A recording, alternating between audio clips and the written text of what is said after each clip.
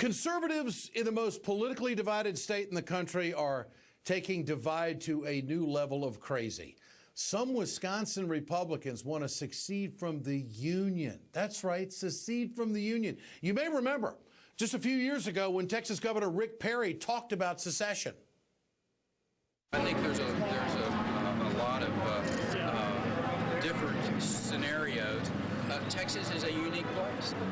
When we came in the Union in 1845, one of the issues was that we would be able to leave if we decided to do that. If Washington continues to thumb their nose at the American people, who knows what might come out of that. So, but Texas is a very unique place, and we're a pretty independent lot to boot.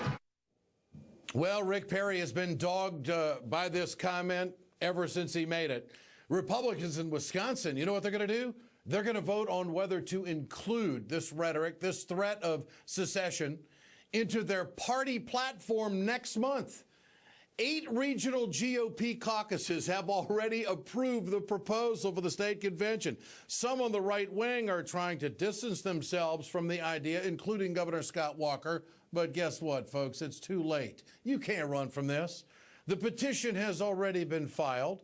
The party will vote on this at the state GOP annual convention next month. Ruth Conniff, editor-in-chief of the Progressive magazine from Wisconsin, joins us tonight. I know that Wisconsin is a state that is politically rich and anything can happen, but this? Ruth, can we take this petition seriously? What wing of the Republican Party is coming up with this? It's the Tea Party wing, Ed. And, it puts Walker in a real jam because our governor, Scott Walker, has said in the past that he was the original Tea Partier in Wisconsin. Well, he doesn't really like it now. I mean, it looks bad for him to have to, as he floats the idea of a presidential campaign, be running for re-election for governor in a state that might want to be a nation all to its own. It's not great for him. And also for the Republican Party, which was founded in Wisconsin in 1854 as an opponent of secession. It was founded to defend the Union, to run Lincoln for president, to fight against slavery. So they really come full circle with this one. What does this threat of secession actually accomplish for the Republicans? I mean, what is this? Why are they doing this? Do they really think that America is going to unravel to the point where Wisconsin would become its own country? I mean, that's really where they are on this. What do they aim to accomplish? Well, I think that this recent iteration of this sort of favorite line of the Tea Parties, because this is sort of a national rallying cry for Tea Party folks, I think it has to do with disliking Obama.